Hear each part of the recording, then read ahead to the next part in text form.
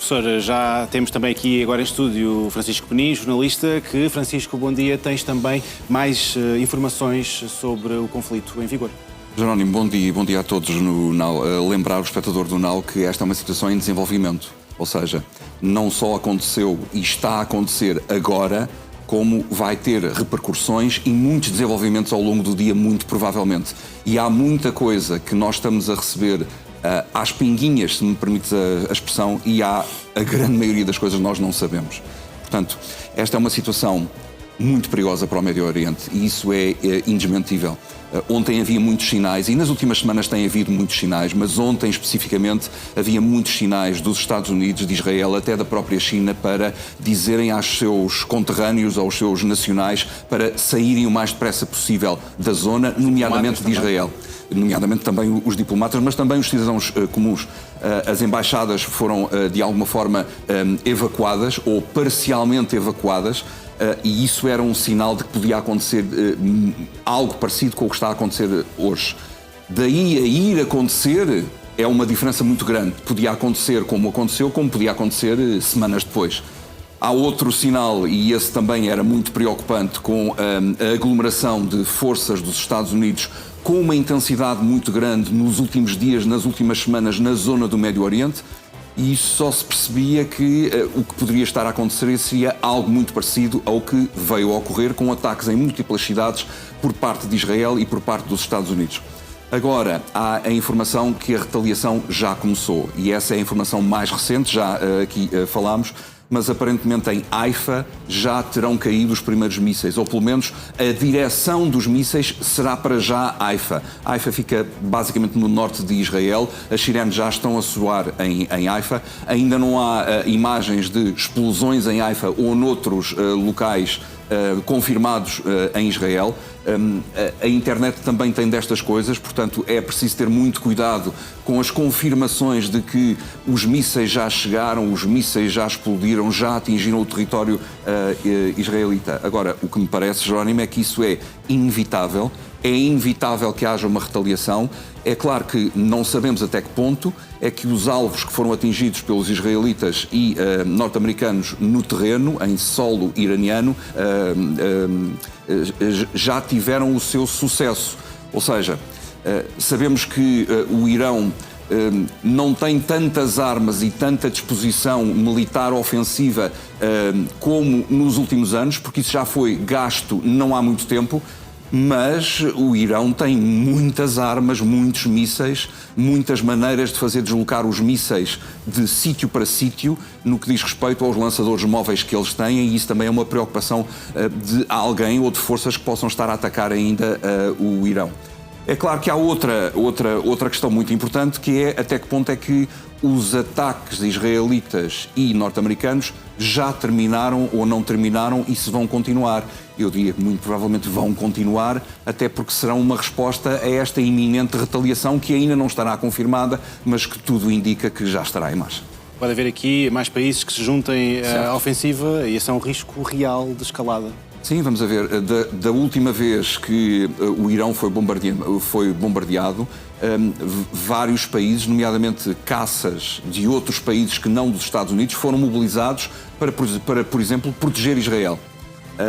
E isso é algo que pode fazer parte deste escalar de tudo. Portanto, se de facto houver retaliação do Irão, até que ponto é que será essa retaliação? É natural que Israel e os Estados Unidos voltem a atacar. Se outros atores no Médio Oriente entrarem nesta compita, vamos a ver, tudo pode acontecer. É claro que há uma situação muito preocupante para o Médio Oriente e também para o mundo. Tudo isto, professor Vasco Rato, também representa real risco para nós, europeus. Sim, vamos lá ver. Os atores que podem intervir, nós sabemos quais são os Houthis, são o Hezbollah. O Hamas já não tem capacidade de intervir. Na Síria também já não há milícias para intervir. Portanto, apesar de tudo, a situação é bastante mais favorável aos Estados Unidos e a Israel do que era em junho passado. Que diz respeito à Europa, com certeza, mas vamos lá ver. também se deve colocar a questão quanto tempo é que esta situação podia continuar. O Irão tem sido um problema nos últimos 40 e tal anos. É um Estado que tem patrocinado violência fora das suas fronteiras durante todo esse tempo.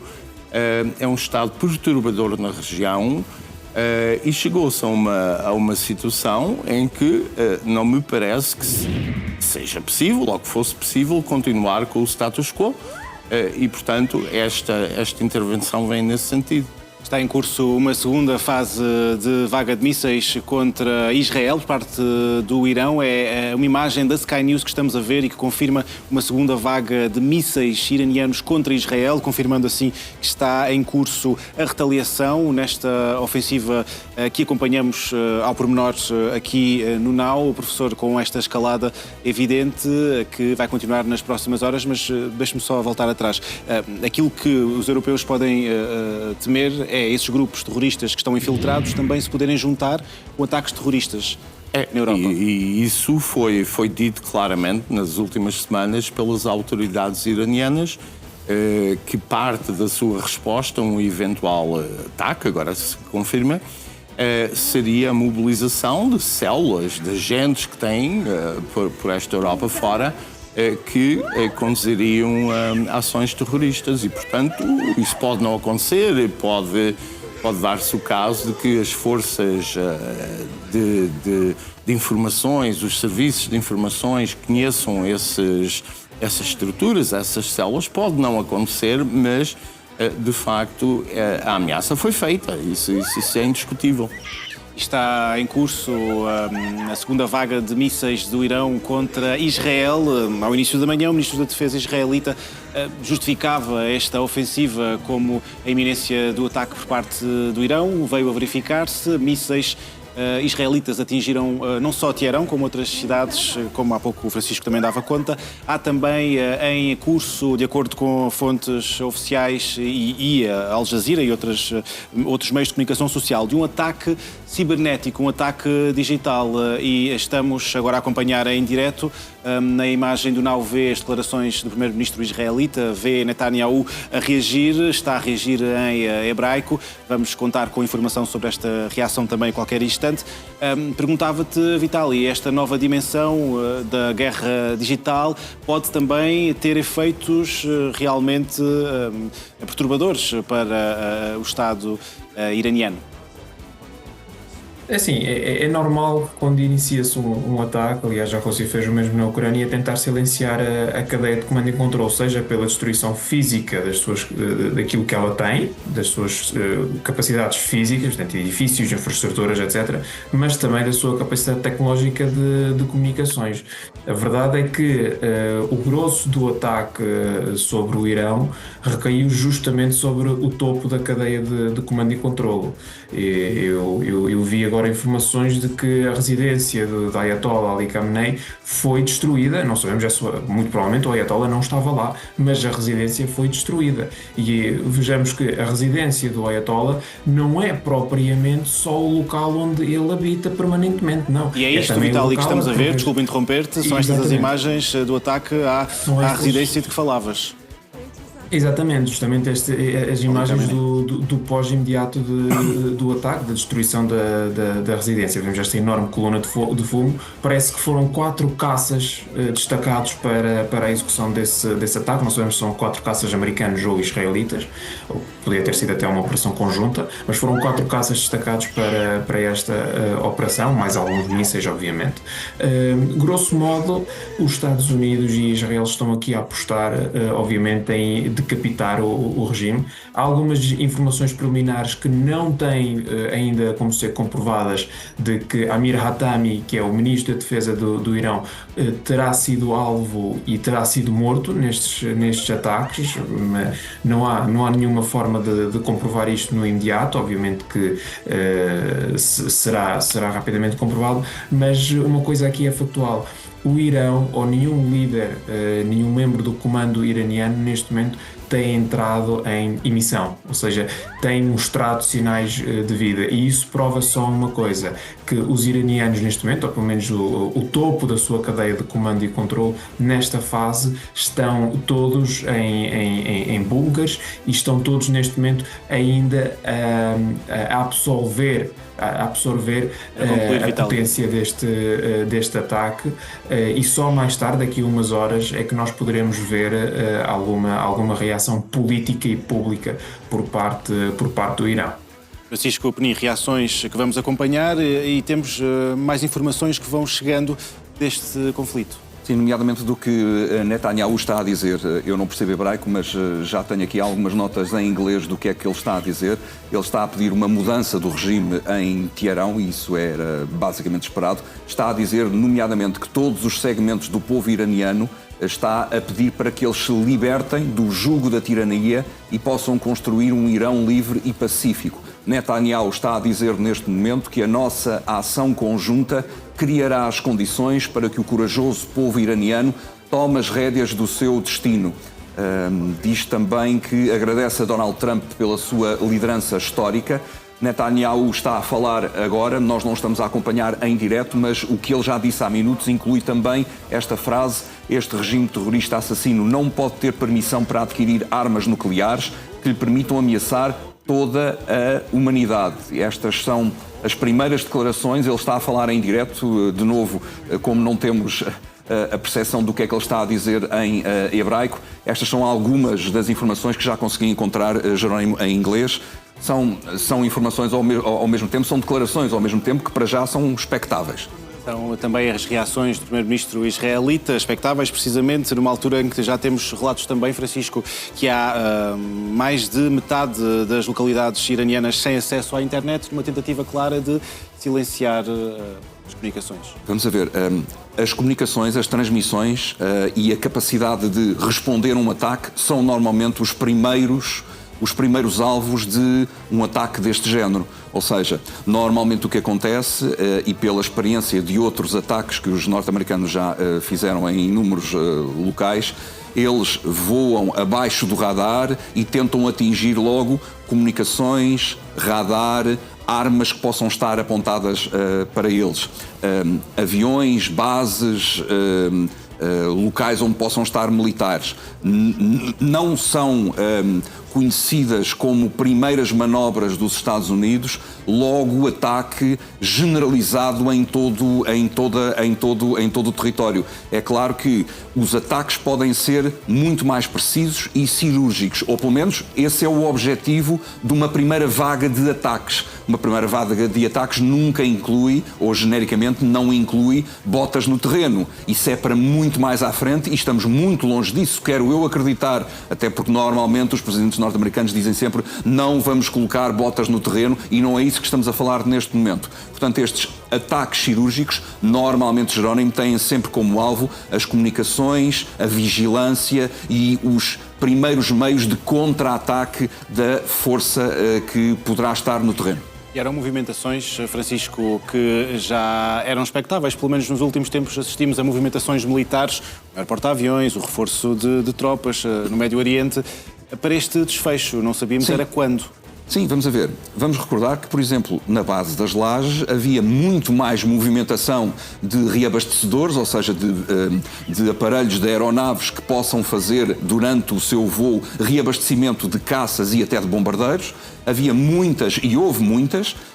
Todas as bases no Médio Oriente estavam em alerta, as bases norte-americanas, e há muitas bases no Médio Oriente que têm forças norte-americanas no terreno, mas essas forças não chegavam para isto. Ou seja, as forças que os norte-americanos têm nas várias bases no Médio Oriente não chegam para uma ofensiva deste género. Por isso é que 2 porta-aviões foram destacados para a zona, e outras forças, naturalmente, porque quando um porta-aviões se desloca é acompanhado por uma flotilha muito armada e muito musculada de meios de ataque. E essas movimentações foram detectadas não nas últimas horas, não nos últimos dias, mas sim nas últimas semanas. E isso, é claro, indiciava que isto poderia acontecer. O próprio presidente norte-americano Donald Trump fez alarde desse aviso muitas vezes. Vamos a ver, também não nos podemos esquecer da quantidade de vídeos que estavam e ainda estão na internet sobre a revolta do povo, a revolta dos estudantes, a revolta das pessoas no terreno, dos cidadãos comuns. O próprio Pahlavi também já tinha falado mais do que uma vez a pedir mais apoio, porque esse apoio também já tinha sido verbalizado por Donald Trump. Donald Trump disse mesmo que a ajuda está a caminho. E quando ele diz, vamos a ver, quando um presidente norte-americano, não é por ser Trump, mas quando um presidente norte-americano diz a ajuda está a caminho, meus amigos, a ajuda está mesmo a caminho. Não é apenas uma palavra lançada ao vento. É claro que a ajuda está a caminho, é suficientemente vago para perceber que tipo de ajuda e o que é a caminho. E quando é que isso vai acontecer. Mas pronto, temos aqui mais uma prova de que quando Trump fala nesses termos, ele está a falar a sério. E não é para ignorar. Professor Vasco Rato, acredita mesmo que agora o Trump ao lado de Netanyahu vai conseguir aniquilar a Guarda Revolucionária iraniana? Isso não sei, quer dizer, vamos ver. Mas queria assinalar uma coisa que o Francisco acabou de dizer. Neste discurso, Netanyahu terá dito que se estavam a criar as condições para a mudança de regime. Eu acho que isto é importante sublinhar, criar as condições, porque esta operação militar, um estratega muito famoso uma vez disse que a guerra é a continuação da política por outros meios. Portanto, há aqui um objetivo político. Qual é? É mudar o regime. Agora, a questão é como é que isso se faz. É óbvio que não se faz apenas com a utilização destes meios militares. Francisco disse também que normalmente é preciso haver botas no terreno, mas neste caso não haverá. O Irão tem 90 e tal milhões de pessoas, de habitantes.